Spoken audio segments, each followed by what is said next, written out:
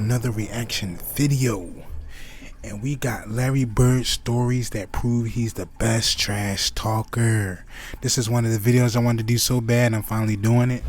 And yeah, this is the start off of the first video of 2024, y'all. I know I missed like a day or two, but I've been so busy with work. But y'all already know that I work and everything like that, so I've been kind of busy. But let's get straight into this video, y'all. We're not gonna waste no time at all. No time at all. But let's get straight into it, y'all. Larry Bird was one of the biggest trash talkers in basketball. And a lot of people say, really? You know, they thought it was Reggie or Charles. Bird used to tell me, look here, man. You're supposed to be a great defender, right? And I'm going to make sure I tell you where I'm going to shoot the ball at. And he said, I'm going to get it right here. I'm going to shoot it right in your face. And I'm looking at this guy like, he's nuts. I'm going to go shoot this motherfucking jumper in your face right there in that corner. And it's going to be your Christmas present. I'm going to wrap it up and bust your head open. And that's exactly what he did. If he tell you you're going to hit a shot in a certain place, he's going to do just that, and ain't nothing you can do about it. Being a better player each step I took, I was able to look more than the other guys. I had a green light. I could make plays. But I always knew early on, especially when I was a junior, senior high school, that probably the outcome of the game was going to depend on me. Well, yeah, I interviewed Gary Payton, a venomous trash talker. And I asked him who the most vicious trash talker he's ever encountered. He said Larry Bird. Oh, no question. Bird talk shit, like we talk. Let me tell y'all something. Bird used to tell me, look here, man. I'm gonna go shoot this motherfucking jumper in your face right there in that corner. And it's gonna be your Christmas present. I'm gonna wrap it up and bust your head open. All that shit. He told me, young fella, let me tell you something. I can shoot a jumper anywhere I want to. You're supposed to be a great defender, right? I'm gonna make sure I tell you where I'm gonna shoot the ball at. And I was like, man, come on now, you're not gonna shoot the ball. And so he said, I'm gonna take you over in that corner right there. You see it over there by my bench, right? And I'm gonna give you something, and it's gonna be this jumper. So he went right to that corner, and I'm up on him, I'm under him. And he said, young fella, what did I tell you I was gonna do? And he turned around, raised up, and it was all drones. And I said, shit, I ain't gonna mess with you no more. He was the coldest dude I ever seen with that shit, man. Everybody be talking about these greats. They don't be always mentioning him. He was the shit. Yeah. The shit, man. He'll give it to you any way he wanted to. Larry Bird was cold. Bird didn't talk trash to you, Oh did my God, Bird talked trash to everybody. I always tell the story about Larry Bird. I remember him, he was cursing under his breath. And I asked him, I said, Larry, what's going on with you? He says, you guys are being disrespectful to me. And I says, what are you talking about? He says, you guys are putting a white guy on me. That's disrespectful. I just started laughing. I had no comeback when he says, it's disrespectful when y'all put a white guy on me. Larry said, I'm insulted that they would put a sorry dude like you on me. He said, no, I don't even want to play no more. He would drop the ball and take a turnover. And I'm looking at this guy like, he's nuts, you know? The story goes that when he played against Denver, they had a guy named John Hansley, a white guy, a really good defender, right? Okay. They put him on Larry, and Larry was weighing his ass out. Absolutely. And Larry would run by the bench and tell Doug Moe, who was the coach, get him off me. That's disrespectful. Put a black guy on me. Because when he played back in the day, that's all he played against was brothers. So he was like, I had to torch his ass so they understand. And Larry got on the roll, started shooting the ball. Every shot was going in. All right, he runs by Frank Layden, who's the funniest guy in the league. And Frank is coaching, and Larry says to him, hey, Frank, don't you have anybody on that bench that can guard me? He goes, so nobody out here can. Frank looked down at the bench and goes, no. Along with Steve Jones and Rick Barry, this is Bob Neal. Just moments before the American Airlines Sheraton long-distance shootout. The All-Star game is in Dallas, the first three-point contest, and he just starts looking at guys, doesn't say a word, and people are getting kind of nervous. Everybody's sitting there, everybody's real quiet. You knew the guys, but you never were around them. And nobody's really saying anything, so I walk in and look around, and then he finally speaks and says, I'm just looking to see who's going to finish second. And says, I hope all you guys in here are thinking about second place because I'm winning this. Excuse me? Did you really say that? Who's playing for second? Yeah, I did. I felt so bad. When you walked in there, what were you thinking when you made that announcement to the room? Just messing with all those guys? I know going into that, I remember in the locker room, Robert said something that there's no way in the hell I was going to win that three-point contest. So I knew right then I had to win it. That check said my name on it for a week now, and I knew I was going to win this thing. I've been practicing, and my teammates said I wasn't going to win it, but I came back and lucked out, really. Bird would luck out again the next year, but in 1988, it looked like his luck had finally run out. He certainly doesn't have that normal Bird rhythm going for him. Seconds remaining, has only 7, has to beat 15. That's 8, make it 9, and 10, 11 as we're counting. Huge rack that time for Bird. He's still got to drop one here quickly. 14. This is a tie for the money.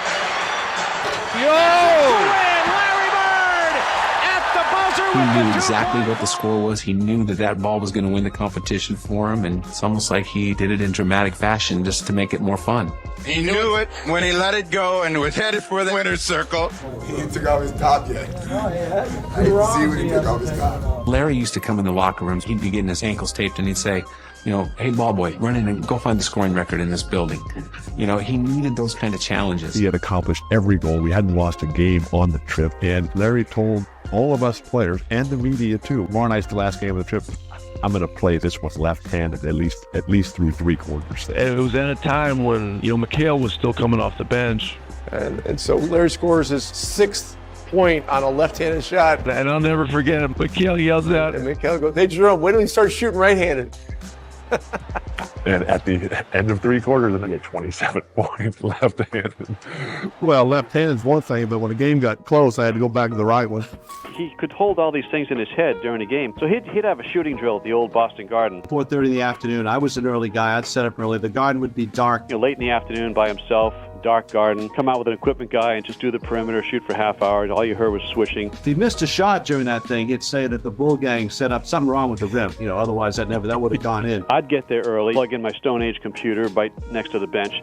He'd come over, he'd call me Scoop, he said, Scoop, what are you working on? I'm saying, I'm doing an early story. Then I'd say, well, I'm doing an early edition newspaper story about your free throw streak. You were approximating the NBA record for consecutive free throws, so don't miss one tonight or I'll look bad in the paper. Sure enough, first half, he goes to the line for 2, and the foul line is lined up right where we're sitting if he looks over. He's at the line. He makes the first. He looks over and winks at me. He looks over and winks at me before he makes the second. I mean, guys don't do that today. And he would... Always thinking about these things. It's like paying off a bet in the middle of a game. He was doing 2 things at once. Well, you had the Bird night. I had the Bird night. That was a tough night, man. But nobody was guarding Bird, were they? Well, we were trying. You were trying to. No, but when a guy is literally coming up the court, calling his shots. It's in that game, we're on the free throw line, and he literally says, it's off the glass, who's next, where you want this one from? And he just made one after another, and he just tortured them mentally that game. He tortured all of them. I think Bird went by the bench one time, too. He fell in the bench. Oh, he did. Yeah, and he called that one. That was the one where he fell in it. He literally said, off the glass into the trainer. And, no way. Yeah. His last shot, he said, in the trainer's lap, coming down the court. He shot this high rainbow. It goes in. Ricky bumps into him and he knocks him on our trainer's lap. So it was exactly what he said. Antoine Carr and Cliff Levingston got fined by Fratello, I think. And Eddie Johnson for celebrating. Celebrating Bird. Yeah, it was the best film session. Every time when I see Mike, we still laugh. God, it was the greatest film session ever, because back then, you watched the real game and just went, with a video, and Mike rewound the celebration 20 times. And they show a shot of our bench. Cliff Livingston and Eddie Johnson are standing up giving each other high five. I mean, everybody was entertained by this. Even the guys on the Atlanta bench. They got fined for that, I heard. Yeah. Watch the reactions on the Atlanta bench. You see Scotty Hastings with them. Yeah. Watch Cliff Levingston over here. I think this is Cliff. And Fratello wouldn't let it go. He just kept rewinding. Showing the guys, you remember, they were giving each other high five. And then somebody falls off the bench. Yeah, too. that was Eddie Johnson. Yeah. Eddie Johnson falls off the bench in laughter, and Antoine Carr and Cliff gives each other high five. And our film session was 20 minutes of that. And so it was a bad night. The first game against Larry Bird, it was shocking. And I'm a rookie, I go shake his hand, and he put both hands behind his back. And I'm saying, okay, he's getting his head ready to play. First play of the game, he says, I don't know where they got you guarding me, Holmes. And he shoots a 3. I was pissed. I said, I wasn't mad he hit the 3. But this just called me Holmes. And so it set up for a really interesting game. Because I remember one time I came down and I dunked it on him. He laying on the ground. He fouled me, and I'm pointing. And he said, hey, Rook. I said, what? He said, I like you. He said, you got balls, but I'm still going to get 30 on your ass. He got about 38, so he kind of proved his point. But I had to pay my dues. I wasn't upset about that because, back then, as a rookie, you got to pay your dues. Simple as that. It was funny, the first time that I played in my rookie year, I guarded Larry Bird, and it took me about 10 minutes to realize I should be probably guarding him instead of staring at him. And he came down, it was funny, he came down one time, and Mark West was the center on our team, and Larry looked at me, and then he looked at Mark, and he said, Mark, I'm going to go down, I'm going to come off the screen, I'm going to catch it right there, I'm going to turn around, I'm going to shoot it in the rookie's face, and then I'm going to run down the floor. And that's exactly what he did. And I'm sitting there, that just happened. But did he talk to you, or you weren't good enough? He talked through me. He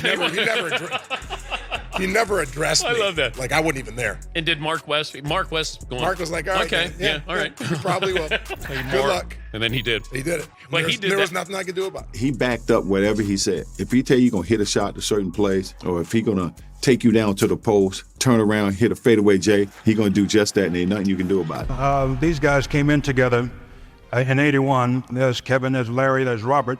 Dennis Johnson, Danny Ainge, they knew what each other could do. And what I did was said, okay, let's see what's happening out there. And you'd see Larry shooting the three-pointer, and then I call a timeout, and they didn't count the three-pointer. Larry just hit what would have been the game-winning shot, but KC called timeout. It won't count. It does not count. Boston had called a timeout. Larry came back to the bench, and he was a little upset. So he's very upset with that, so I diagrammed the play. He says, heck with the play, Case. Hey, guys, when I come back after timeout, I'm going to go right to the same spot. I'm going to kick it in. Give me the ball and tell all the rest of the guys to get out of the way. I said, shut up, Larry. I'm the coach here. Okay, all right. Then you should take the ball out, give it to Kevin, then you throw it to Larry, and everybody get the hell out of the way. Celtics are down by 2 points, and Bird is out by the three-point line, and he's being guarded by a guy named Johnny High. He goes down before the ball is thrown in, and he's standing right in front of the Phoenix bench, and he looks at all the guys on the bench and says, yeah, I'm just fixing to bust a three on you guys and just go home. I'm tired of this. And he says, watch my hand as I follow through. And, Johnny High sort of smiles and laughs about it. And I was supposed to cut off the high post and post up for a second and then go across and set a pick. Well, I came off the pick and I was wide open and I stood there waiting for the ball. I had a smaller guy to post up and Larry just waved me out of the way saying, get out of here, get out of the way. And then he just turns around and shoots a perfect three. As the ball's in the air, he kind of turns towards the Phoenix bench and yells, told you so, and takes off running to the locker room. As he continues on to the dressing room. Now, that's what you call arrogance. And from that time, I learned to run Larry's play, not the coach's play. He wanted the light on him. He wanted the focus, and he wanted that ball. And if KC would ever call somebody else's play, Larry would just say, no. I'm shooting this ball, and he would. I get a charge when I tell someone on the opposing team that I'm going to hit the last second shot and then do it. That's what it's all about. High game, 13 seconds to play. Celtics basketball. During the timeout, I'm going through a play. And about that time, Larry steps in and says, Coach, why don't you just give me the ball and tell everybody to get out of the way? That's Larry. If he wants the ball, he wants the ball. After the timeout, we walked back on the court, and then Xavier was guarding him. So he tells Xavier, he says, I'm getting the ball. I said, I know, I'm going to be waiting. And he said, I'm going to get it right here. I'm going to shoot it right in your face. 5, and Bird has the basketball. Look out. Larry Bird, just phenomenal the way that... He came out when right about that exact spot and shot a shot right in my face. And, he was like, I didn't mean to leave 2 seconds on the clock. I walked back to the sideline like, damn. Larry Bird was one of the biggest trash talkers in basketball. And a lot of people say, really? They thought it was Reggie or Charles. Larry Bird talked more trash on the basketball court than anybody I've ever played against. So we playing him the last play. He says to James Worthy, he says, you guys don't have to worry about it. I'm going to go right over there that corner.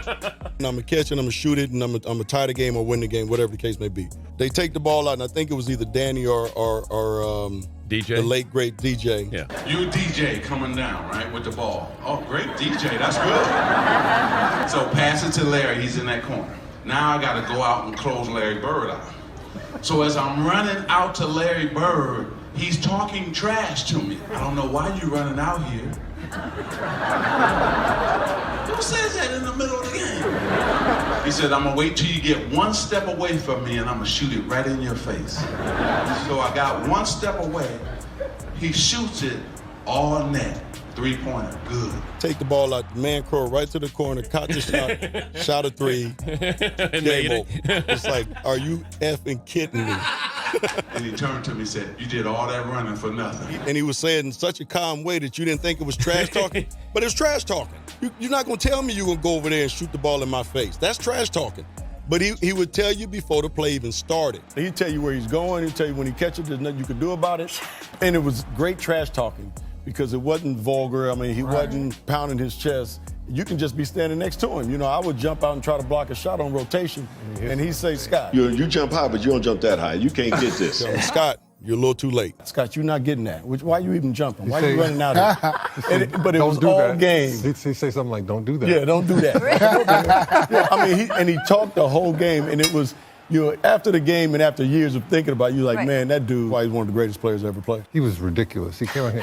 Our sportscaster played the Superman theme when he was talking about him that night after the game because he did everything, points, rebounds, assists, just steals, you name it. Larry has such a great mind for the game. I had a lot of respect for him as a competitor. That competitive nature, the work ethic, because I asked a lot of questions. Playing with Byron Scott, I asked him a lot of questions.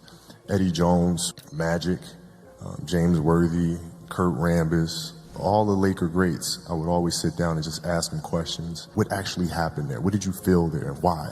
Bird tough to defend. Why? Because you look slow as shit to me. So like, I'm missing something. So tell me what I'm missing. You know what I mean? Like I was saying, growing up in Boston, people used to always talking about that he can't jump, he can't do this, he can't do that. And, a lot of my friends was like that, So, I got to the league. I called all my friends back up. I said, all that trash that you were talking, you need to squash all that. This man is great. Whatever you were saying, for a man who can't jump, he's demolishing everybody. He's doing it on everybody. He's doing it on the best defensive players in the league. Yeah. I never forget driving, and I'm listening to a game. It's New Mexico State playing Indiana State. I don't really care about the game, but New Mexico State is right up the streets from El Paso, and I went to UTEP, and we're big rivalries. So I'm hoping that Indiana State will beat New Mexico State. And I'm listening to the radio, and I have no clue of the players on either team. All of a sudden, this name keeps coming. Bird. He goes to the right. Bird. He makes the shot. Bird. I said, God damn, who is Bird? Bird. Here's Bird. And Bird this, and Bird, did you see the pass that Bird made? I can't see it, but I'm just trying to imagine it. When the time Whoa, time out. And this is the first pause. Whoa, hold on. Half court behind the back. I don't think y'all peeped this real quick. Behind the back, all the way from, look at this. Bird, I said, God damn, who is Bird? Bird, here's Bird, and Bird this, and Bird, did you see the pass? Oh my gosh. God damn, who is Bird? Bird. Just peep this scene that's coming up. Let me see if this is the one, but just look. Oh, behind the door, I see. I don't need to say nothing, man. Y'all just see it for yourself. I say it so many times, man. Stop sleeping on Larry, man. Here's Bird, and Bird this, and Bird, did you see the pass that Bird made? I can't see it, but I'm just trying to imagine it. When the time I got to the end, I said, damn, that brother can play. When I got the newspaper the next morning and saw Larry's picture, I said, damn. Larry, it wasn't you, be honest with you. The young lady that said you were her favorite player, mine too. I love you too, Magic, but not as much as I like Bird. People always talk about great basketball players, and they don't never mention him to be up in that round. But Larry Bird was cold. I don't think nobody ever could get out with him. You ask Magic. That's why Magic had a run, and he was mad when he had to retire in '92 because of what he was going to be missing with Larry Bird. And then you remember Larry Bird took 2 more years, and then he quit because he said his main guy who he wanted to play against is gone. I'm going to tell this story. We're in LA, and I'm hurt. I got a pulled hamstring, so I'm not playing tonight. So I can't play against the Celtics. I'm killing myself.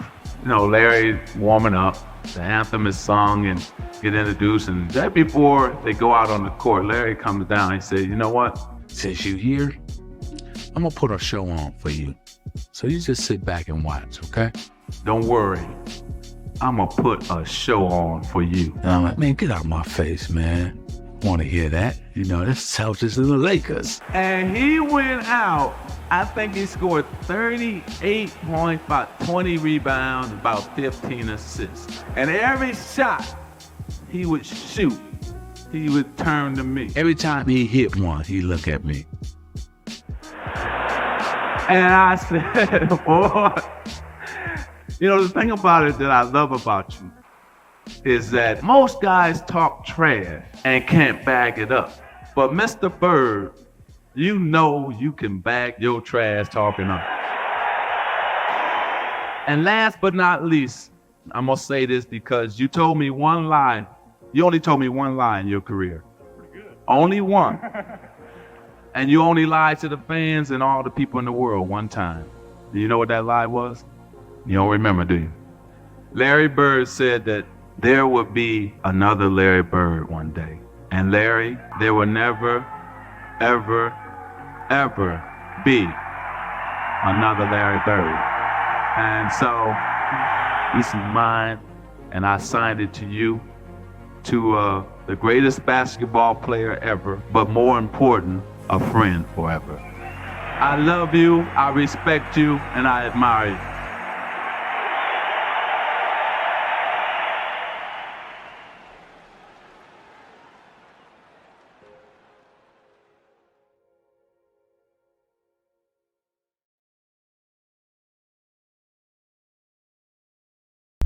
Alright, y'all, that wraps up that video, man. That was a good one. I definitely think that was some of the best trash talking stories of him. I definitely agree with this video. I agree with this video 100%. This was definitely a good video. I'm glad I found this is definitely a good video. But I appreciate y'all, man. I gotta end it with that all the time. Excuse me. But yeah, it's 2024. The grind don't stop. We just gonna keep getting better. We gonna just keep going up. And yeah, this is the first video of 2024, y'all. So let's get it, man. Let's get it. But yeah, we out of here. Well, I'm out of here. I'm about to get on to the next video. Appreciate y'all so much. Subscribe if you're new. Hit that like button. Turn on that bell if y'all want these good old videos. Got these daily uploads, man. We definitely gonna go this year strong. Also, a quick announcement. I changed my Twitch name to the Man Cave __ so I got my Twitch channel is going to be a little different. I'm still going to be doing gaming and sports, but I just decided to change my name because I had that idea, and I came up with the Man Cave because it's just like the Man Cave, basically, gaming, sports, just like a lot of that stuff. But yeah, I wanted to share that with y'all just to let y'all know. I'm pretty sure y'all seen it in the intro. But yeah, I just want to share that with y'all. And got some videos you want me to do, leave them down in the comments down below. Or you can send them to my email at DATPHILLYBOINAH@gmail.com. But yeah, I'm out of here, man. Love y'all so much. We on to these videos. 2024 is here. Let's get it, y'all. Let's keep grinding. Let's keep getting stronger and stronger each year. But I'm out of here. Love y'all. Peace.